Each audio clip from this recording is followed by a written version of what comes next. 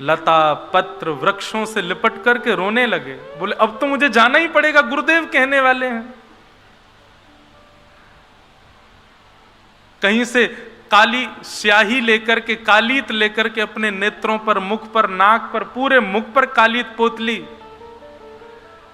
राह में एक गधा चल रहा था, उस गधे को प्रणाम करके उस पर बैठ गए हरिराम व्यास जी और जाने लगे राधा वल्लभ जी के मंदिर की ओर। किसी ने जाकर के ये स्थिति सुना दी हितरवंश महाप्रभु को, जाके बोले वो तो गधे पे बैठे हैं, मुंह पर पूरे पर कालीत पोत लिए, पागलों जैसी स्थिति हो गई है, महाराज जी आप चल करके रोकिए उनको।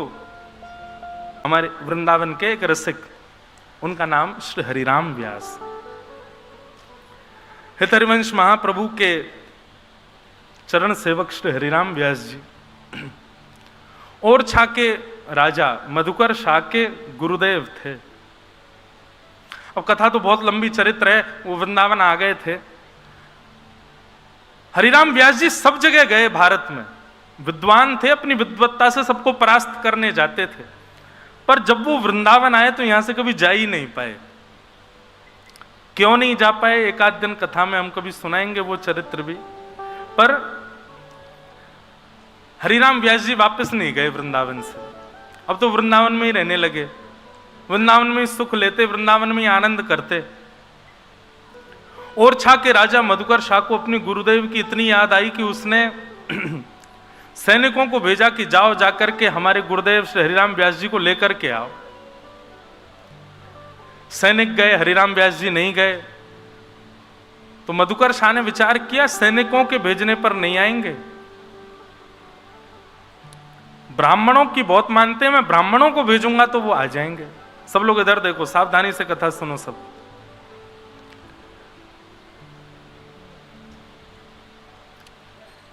ब्राह्मण गए, ब्राह्मण आए, ब्राह्मणों का खूब सत्कार किया हरिराम व्यास जी ने, अपने आसपास बिठाया। ब्राह्मणों ने निवेदन किया, बोले व्यास जी चलो वृंदावन से चलो। जैसे कोई वृंदावन से जाने की बात करता ना, तो हरिराम व्यास जी ये सोचते आज मुझसे अपराध क्या हुआ जो मुझसे किसी ने वृंदावन त्यागने की बात करी है। सोचो, स्थिति विचार करो हरिराम व्यास जी की।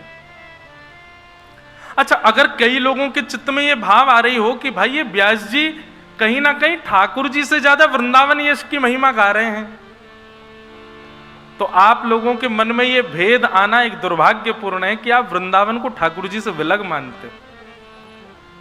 ये बात आप निश्चित मान लीजिए कि वृंदावन साक्षात श्यामा श्याम का मिलित स्वरूप ही है, ये कोई अलग नहीं है। इसलिए वृंदावन यश मैं गा रहा हूं, क्यों? क्योंकि वृंदावन श्यामा श्याम का रस बाहर गाया जाएगा, यहां तो वृंदावन का यश ही गाया जाए। उसी से किशोरी जी को सुख मिलता है, उसी से ठाकुर जी को सुख मिलता है। ऐसा समझो, श्री जी को सुख देने के लिए जहां जहां श्री जी विचरण करती हैं वहां वहां वृंदावन नहीं है, वो वृंदावन का रूप स्वयं श्री कृष्ण ही है। किशोरी जी चरण रखेंगी तो वहां की रज भी श्री कृष्ण है। किशोरी जी से छांव के नीचे बैठेंगी वो वृक्ष भी श्री कृष्ण है। किशोरी जी जहां बैठ करके श्वास भी ले रही है वहां की पवन भी श्री कृष्ण है। ऐसा श्री जी के पक्ष में है। और जहां ठाकुर जी विचरण कर रहे हैं वहां ठाकुर जी के विचरण के लिए वहां की रज श्री जी हैं, वहां का वृक्ष किशोरी जी हैं, वहां की वायु किशोरी जी हैं। श्यामा श्याम इस वृंदावन में नित्य विहार करते हैं। किशोरी जी के लिए श्याम सुंदर वृंदावन है और श्याम सुंदर के लिए किशोरी जी ही वृंदावन है। श्यामा श्याम का मिलित स्वरूप है श्री वृंदावन, ये कोई अलग नहीं है।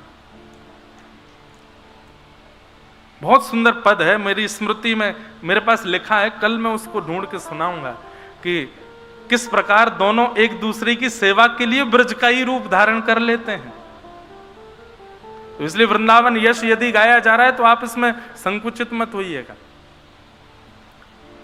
तो जैसे ही कोई कहता कि व्यास जी ओरछा वापस चलो, तो हरिराम व्यास जी चिंतन नेत्र बंद करके विचार करते, आज सवेरे उठने के बाद अब तक मैंने क्या अपराध किया जो मुझे वृंदावन छोड़ने की आज्ञा मिल रही है कहीं से।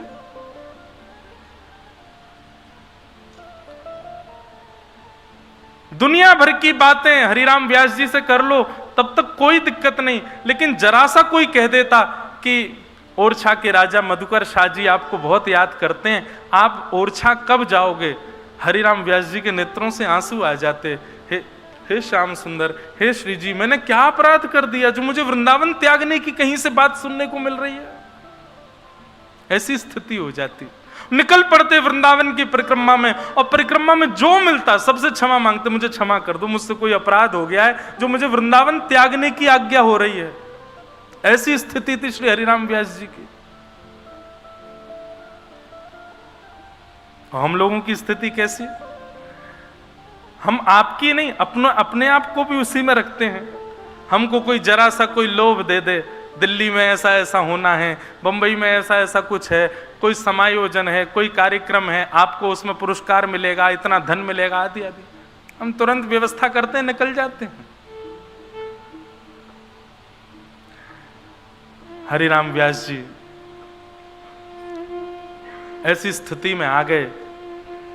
एक दिन ब्राह्मणों ने जाकर के श्री हितरवंश महाप्रभु से प्रार्थना की, व्यास जी,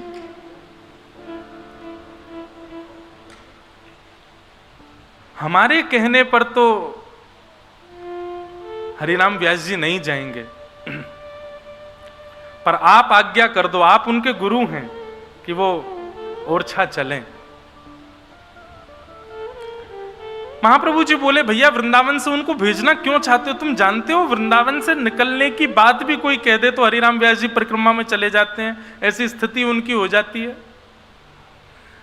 ब्राह्मणों ने कहा, भगवान एक बात बताइए, हरिराम व्यास जी वृंदावन में रहेंगे, वृंदावन में सबका कल्याण हो चुका है क्योंकि वो वृंदावन रह रहे हैं। यहां पर हरिराम व्यास जी के रुकने से कितने लोगों का दुर्भाग्य हो रहा है कि वो वृंदावन रस से वंचित हैं। हरिराम व्यास जी ओरछा जाएंगे, यश गाएंगे तो कितने लोगों का कल्याण होगा? आप इस बात को विचार कीजिए ना। महाप्रभु जी ने थोड़ा विचार किया और विचार करके कहा कि ठीक है, हरिराम व्यास जी को लेकर के आओ, हम उनको आज्ञा कर देंगे कि वो ओरछा चले जाएं। अब हरिराम व्यास जी तो बड़े आनंद में थे।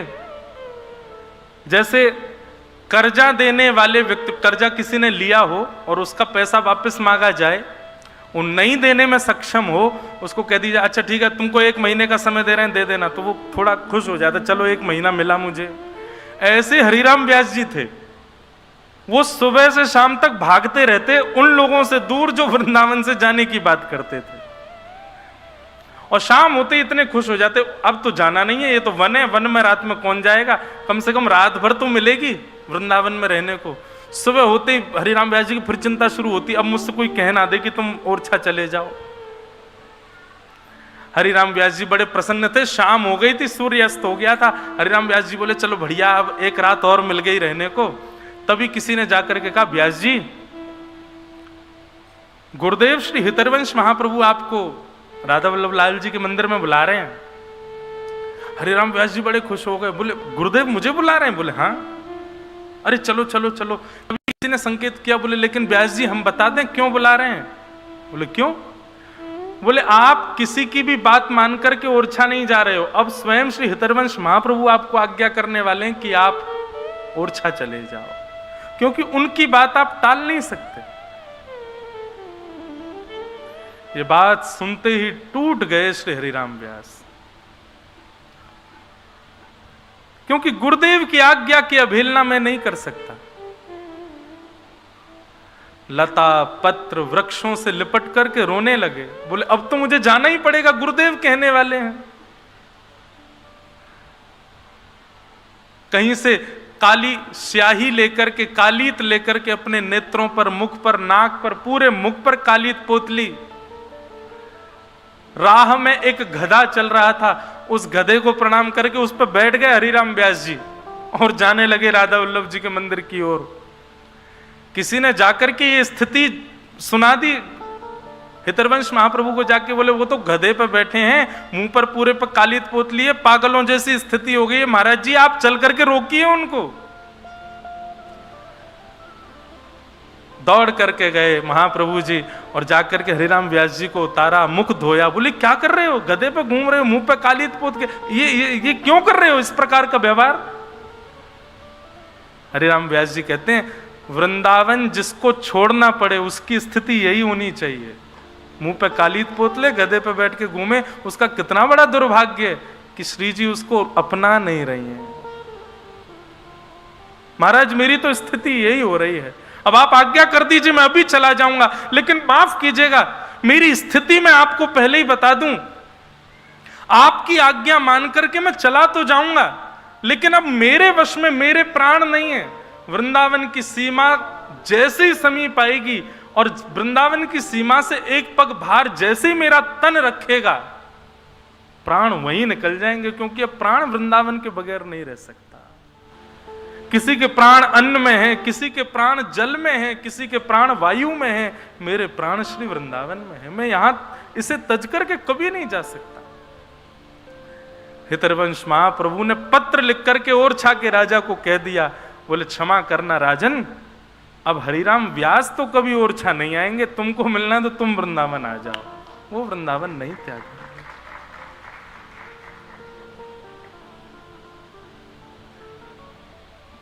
हमको तो सब पक्ष देखना पड़ता है। अब इस पक्ष का यदि मैं भाव व्यासपीठ से रखता हूं तो कहीं ना कहीं यहां बैठे कई लोग ऐसे हैं जो जिनका जाना अनिवार्य है वृंदावन से, वो क्या करें? देखो भैया, वैसे तो वृंदावन छूटना ही नहीं चाहिए, लेकिन हाँ, मन को सांत्वना मिल जाए उसके लिए इतना है कि तन से भले ही वृंदावन छूट जाए पर मन से कभी स्मृति से वृंदावन ना जाए। नित्य प्रति वृंदावन का स्मरण बना रहे, वृंदावन चित्त में बना रहे। उठते बैठते सोते खाते पीते हंसते बैठ हर स्थिति में वृंदावन का स्मरण बना रहे। ऐसा वृंदावन। भाग्य बड़ो वृंदावन पायो, भाग्य बड़ो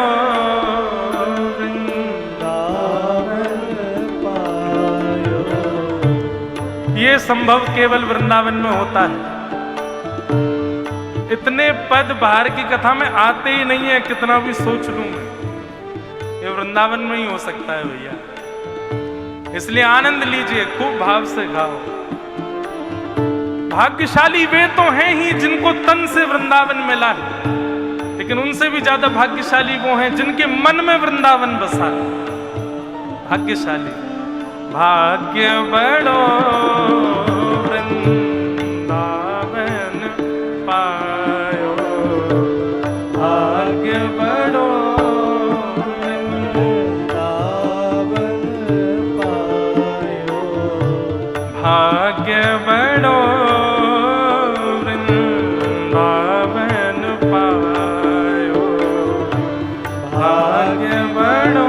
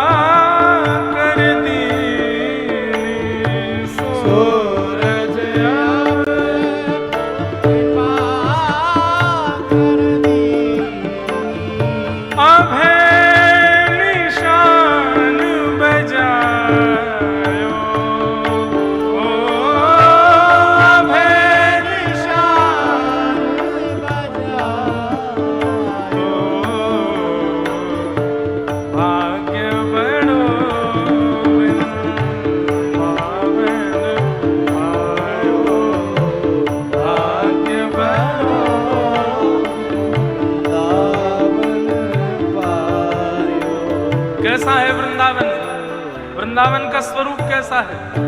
श्यामा श्याम जो विहरत दो, श्यामा श्याम जो विहरत दो, सखी समाज मिलायो, सखी समाज मिलायो, सखी समाज मिलायो, सखी समाज मिलायो, शोक संताप करो मत को, शोक संताप करो मत को, दाव भलो बनियायो, दाव भलो बनियायो, भाग्य बड़ो वृंदावन पायो, भाग्य बड़ो वृंदावन पायो, भाग्य बड़ो वृंदावन पायो, भाग्य बड़ो वृंदावन पायो। श्री वृंदावन प्राप्त होने का मतलब क्या है? रसिक बिहारी की गति पाई, रसिक बिहारी की गति पाई, धन धन लोक कहायो, धन धन लोक कहायो, धन धन लोक कहायो, धन धन लोक कहायो, सखी रे भाग्य बड़ो वृंदावन पायो, भाग्य बड़ो वृंदावन पायो, श्री वृंदावन पायो, श्री वृंदावन पायो,